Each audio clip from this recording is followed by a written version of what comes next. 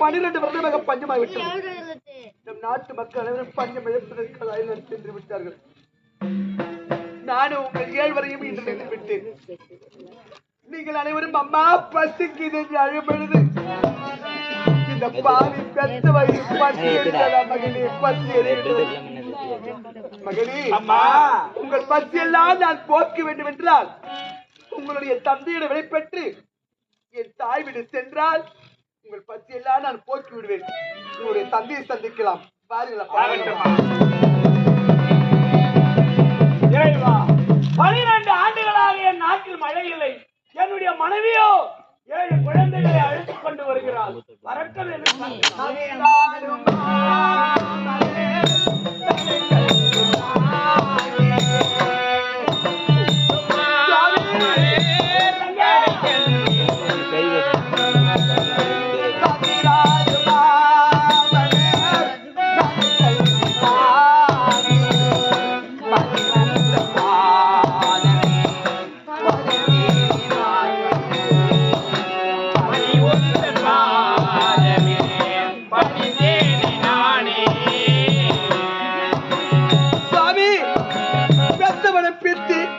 கல் என்று செல்வார்கள்.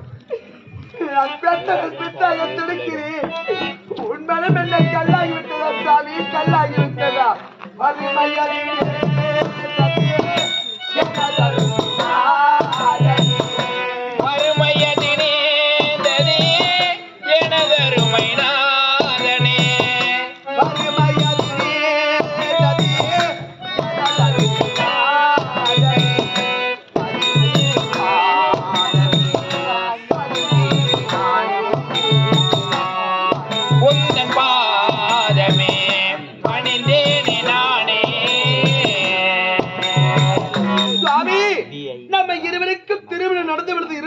ஆண்டுகால முன்னோடி விட்டது.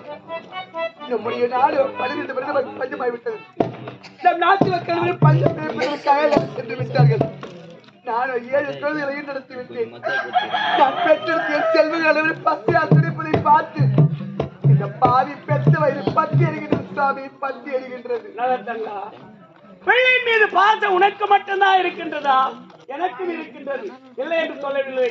இருந்தாலும் நாட்டு மக்களை பார்ப்பதா அல்லது மாடு ஆடுகள் எல்லாம் அங்கங்கே உயிரற்று விழுகின்றன அதை பார்ப்பதா, ஈர்த்தெடுத்த பிள்ளைகளை பார்ப்பதா என்று என்னுடைய மனமானது சுவாமி, நான் பெற்றெடுத்த என் செல்வங்களை காப்பாற்ற வேண்டும் என்றால் நான் ஒரு நல்ல உபயோகம் சுவாமி. என்ன சுவாமி, நான் பெற்றெடுத்த என் மக்கள் அனைவரும் அழைத்துக் கொண்டு நான் என்னுடைய தாய்விடம் சென்றால் அவர்கள் பசியெல்லாம் நான் போக்கி விடுவேன் சுவாமி. நல்ல தங்கா, நாம் இருவருக்கு திருமணம் நடந்து எத்தனை ஆண்டுகள் உருண்டு ஓடிவிட்டன? 25 ஆண்டுகள் ஆகிறது. இது நாள் வரையில நீ தாய்வீடு சென்று இருக்கியா? அப்படி இருக்க இப்ப இது மட்டும் எதற்காக?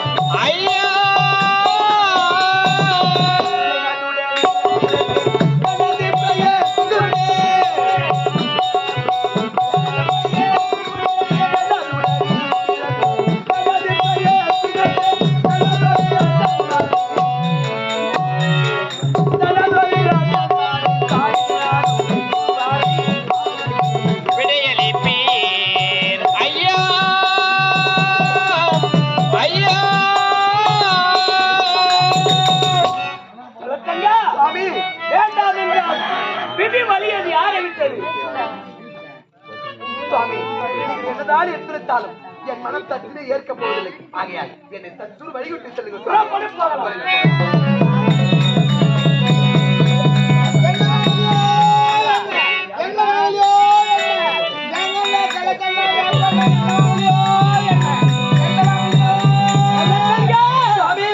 சற்று தூரம் வழி அனுப்பலாம் என்று வந்தேன். பார்த்தாயா ஆகாத சகுனங்கள்? சகுனம் இதுதானா?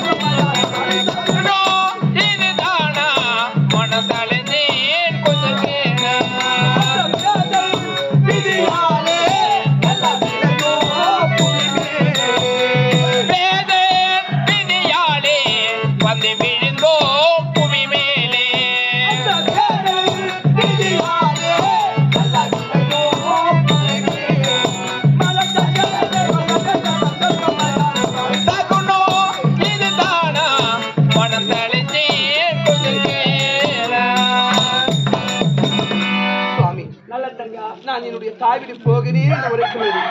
ஒரு வாணியன் இணைக்குள்ள சுமந்து கொண்டு எதிரி வருகிறான். ஒரு விதவியாளர் கொள்ளிக்கட்டு எடுத்துக்கிட்டு குறுக்கே போகிறாள். ஒரு பாம்பானது கிடக்கிறது. இதையெல்லாம் பார்த்து ஆகாத சகுனம், உன்னுடைய தாய் வீடு போக வேண்டாம் என்று உரைக்கின்றேன். உண்மைதான் சுவாமி, என் மக்களை அழைத்துக் கொண்டு என் தாய் வீட்டை தேடி போகும் நேரத்தில் எனக்கு எப்பேற்பட்ட துன்பம் ஏற்பட்டாலும் பரவாயில்லை, அதையெல்லாம் பொறுத்துக் கொண்டு நான் என்னுடைய தாய் வீடு போகத்தான் போகிறேன். சுவாமி, நல்ல தங்கா, சுவாமி, போகிறேன் என்று உரைக்கிறாள், வேண்டாம் என்று சொல்லவில்லை. ஆனால் ஒரு நிபந்தனை, தாய் வீடு சென்று உனக்கு அங்கே மதிப்பு மரியாதை கிடைத்தால் மீண்டும் இந்த காசி மாநகரம் வர வேண்டும். இல்லை என்றால் இங்கு வர வேண்டாம். சுவாமி,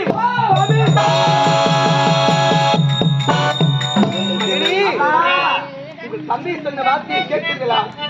உன் தாய் வீட்டில் இருப்பது யார்?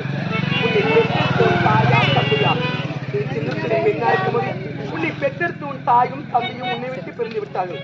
அன்று முதல் இன்று வரை உன் அண்ணன் தான் உன்னை வளர்த்து ஆளாக்கினார். உன் அண்ணன் தான் உன் உடன் பிறந்தார். உன் அண்ணியமா பிறந்தார். அங்கு சென்றால் உனக்கு எது நேருமோ ஏது நேரும் என்று பயப்படுகின்றார். மகனே, என்னை பெற்றெடுத்த தாய் வீட்டிலே எனக்கு எப்பேற்பட்ட துன்பங்கள் ஏற்பட்டாலும் பரவாயில்லை, அதையெல்லாம் பொறுத்துக் கொண்டு உங்கள் நான் பத்தியை போக்குவேன். பாருங்கள் அப்பா,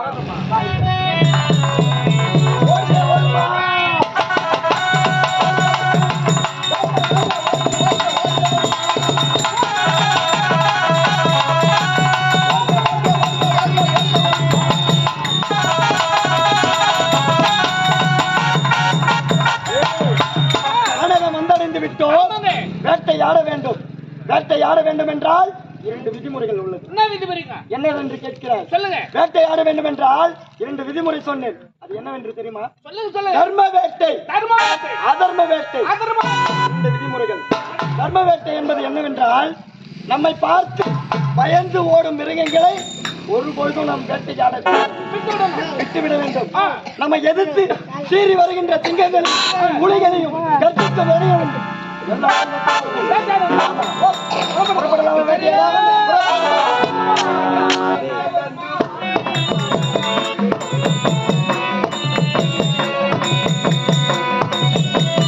வாருங்கள் பல்லகா பிரியமானதே,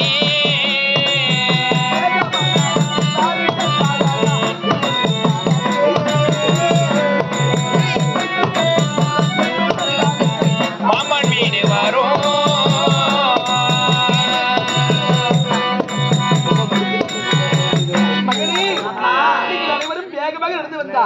அது ஒரு தெரிந்த ஒரு கானகம். அந்த கானகம் தாண்டியவுடனே என்னை பெற்றெடுத்த தாய் திறந்து வந்துவிடும். சீக்கிரமாக அரண்மனைக்கு சென்று பசியாடலாம். பாருங்கள் அப்பா, பசிக்குதாம்மா.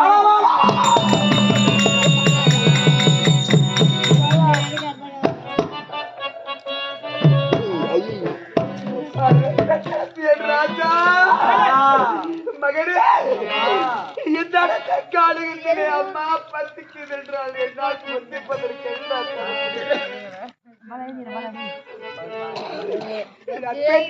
செல்வமே, அதை பசித்த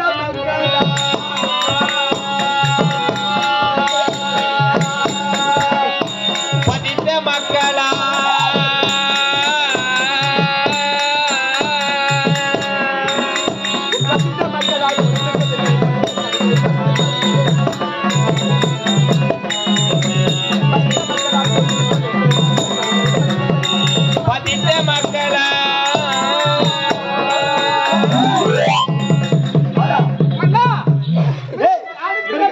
மிருகங்களெல்லாம் வேட்டையாடி விட்டோம். ஆமா, இருந்தாலும் இனிமே என்னால நடக்க முடியாதுங்க. என்னால் நடக்க முடியாதா? பசி எடுக்குது, பசி எடுக்குதா? தூக்கமா வருது. சரி, காலெல்லாம் வலிக்குது. என்னால முடியாதுங்க, முடியாது. டேய், என்னால் முடியாதா? ஆமா, இப்பொழுதே சொல்கிறேன். அதோ தெரிகிறதே ஆலமரம். ஆலமரம். அந்த ஆலமரத்தின் அருகே சென்று அங்கு ஓய்வெடுத்துக்கொள். நான் சற்று தூரம் வேட்டையாடி விட்டு வந்து வருகிறேன். சென்று வருகிறேன். பதித்த மக்களா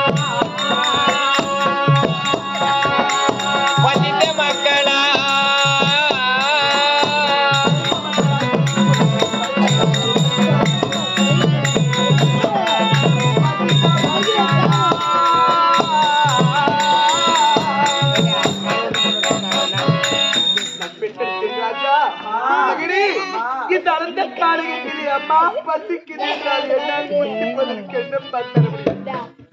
மகனே, இங்கு இருக்கும் காய்கறிகளை பறித்து நான் உணவு தருகின்றேன். நீங்கள் அனைவரும் இதை பகிர்ந்து சாப்பிடுங்கள். வேகமா நடந்து வாருங்கள், அப்பா போகலாம். அம்மா காலத்துல வந்து கைகள்லாம் தோய்யா.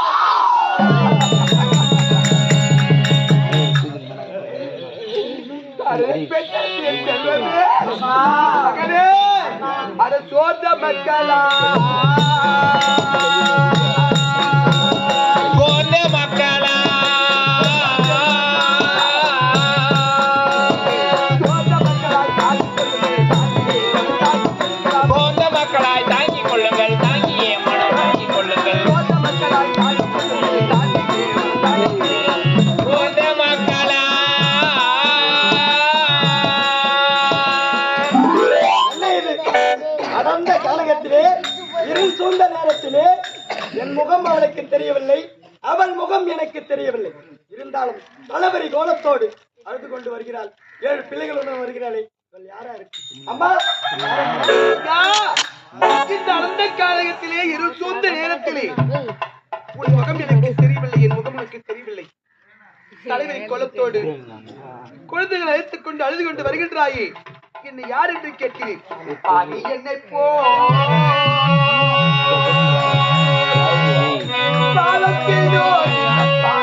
ஐயா ஐயா, நாட்டு மக்கள் அனைவரும் என்னை பார்த்து நல்ல தங்கால் நல்ல தங்கால் என்று அழைப்பார்கள் ஐயா. என்னது? நல்ல தங்காளா? ஆமா, நல்ல தங்காளம். ஐயோ, என் தங்கையாச்சே நல்ல தங்காள். சீ, சீ. ஒரு பொழுதும் என் தங்கை இருக்காது. எத்தனையோ பேர்கள் நல்ல தங்காள் இருப்பார்.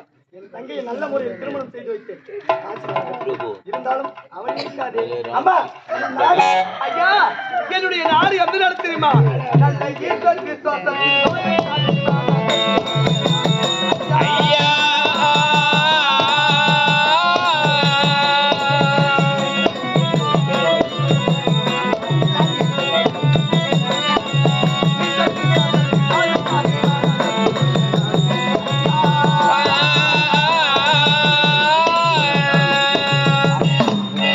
ஐயா, என்னுடைய நாடு எந்த நாடு தெரியுமா? இந்த நாடு அந்த ஈஸ்வரின் கடைக்கண் பார்வை இருக்கக்கூடிய காசிமா நகரம் தான் என்னுடைய நாடு ஐயா. காசிமா நகரம்.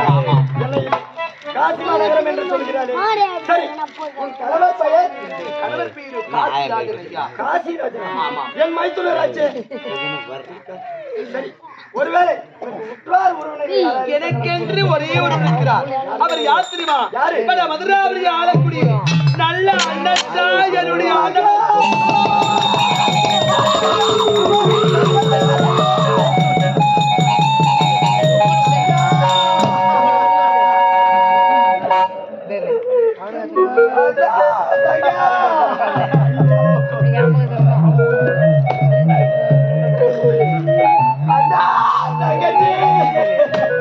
ஒரே தங்கள் ரொம்ப தங்கள் இந்த நல்ல தங்கள்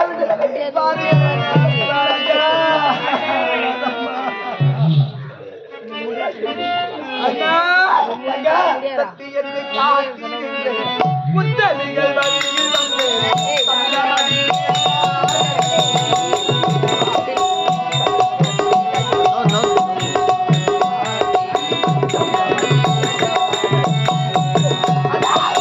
சத்தியத்தை காத்து நின்று புத்தமியில் வழியில் வந்து சந்திரமதி நிலையானதே வாழ்க்கை, சந்திரமதி நிலையானதே வாழ்க்கை, சந்திரமதி நிலையானதே.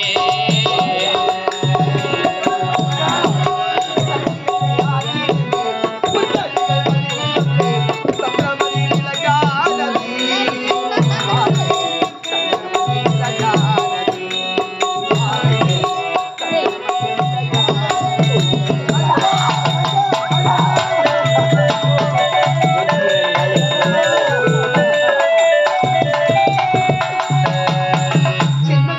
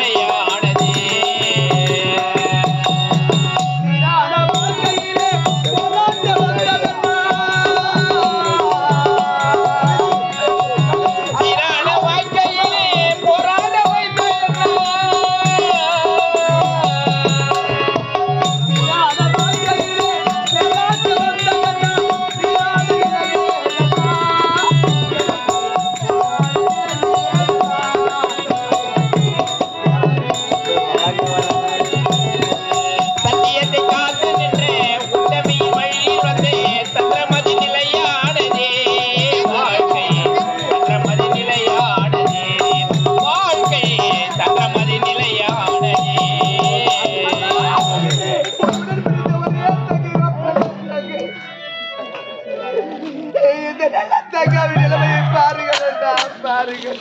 தங்கச்சி இந்த அண்ணன் என்பதை மறந்து விட்டாய் அம்மா, மறந்து விட்டாய் அம்மா. அம்மா என்னுடைய 12 வருடமாக பஞ்சம் அளிப்பதுன்னா, கொஞ்சமாகி விட்டதா? என் நாட்டு மக்கள் பஞ்சம் அளிப்பதற்காக நான் ஒரு 7 குழந்தைகளை ஈன்றெடுத்து விட்டேன். நட்பெற்ற செல்வர்கள் அனைவரும் பசியால் பிடிப்பதை பார்த்து இந்த பாவி பெற்றவை ஒவ்வொரு நாளும் பசி இருந்தது. என் மக்கள் பசியை போக்க வேண்டும் என்றால் என் தாய் வீட்டை தேடி சென்றால் அவர்கள் பசியெல்லாம் போய்க்கு விடலாம் என்று நான் பெற்றெடுத்து என் மக்கள் அனைவரும் அழைத்துக் கொண்டு இந்த காலக வழியாக நாங்கள் அனைவரும் நடத்தியே வருகின்றோம் அண்ணா. அண்ணா, தங்கா, ஒரு வார்த்தை எடுத்து கூறினார் அண்ணன் பஞ்சத்தை தீர்த்திருப்பேன் அம்மா. அண்ணா, உன்னுடைய மைத்தல் மூலம் தான் உனக்கு தெரியுமே, தாய் விட்டு தேடி போக வேண்டாம் எனக்கு கட்டளை இட்டு விட்டார். அவருடைய கட்டளையை மீறி வருவதற்கு இவ்வளவு காலங்கள் உருண்டடி விட்டது அண்ணா, உருண்டடி விட்டது. அண்ணா, இந்த பாவி நான் தான் காணக வர வேண்டிய காரணமாய் விட்டது. காணக வர வேண்டிய காரணம் என்னன்னா, நான் காண வர வேண்டிய காரணமா? தங்கா, கொடிய மிருகங்கள் எல்லாம் நம் நாட்டில் உள்ள பயிர்களை சேதப்படுத்தும். அப்படியா? அதனால் அந்த மிருகங்களை வேட்டையாட வேண்டும் என்பதற்காக இந்த அடர்ந்த கனகத்துக்கு வந்தேன் அம்மா. அரண்மனையில் அண்ணி எப்படி இருக்காங்க? ஓடி இருக்கின்றார். அதே நல்ல தங்கா,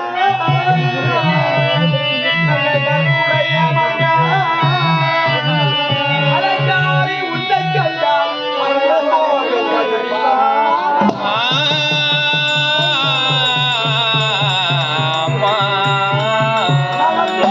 நமது வீடு நீ அன்போடு போய் அலங்காரி உன்னை கண்டால் அன்புடன் உமக்களிப்பார்.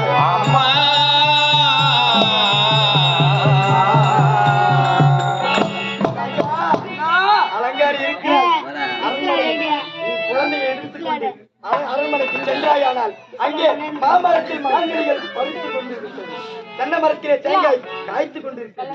அதை பறித்து கொடுத்து நான் சற்று தூரம் காணக சென்று அண்ணா, வார்த்தை கேட்டு அரண்மனை நாடி செல்கிறேன்.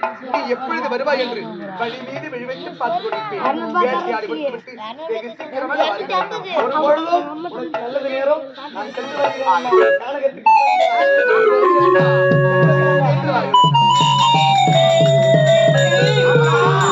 பார்த்தீர்களா, இந்த அடர்ந்த காலகத்திலே என் அண்ணனை பார்த்தது எவ்வளவு ஆனந்தப்படுகின்றார்.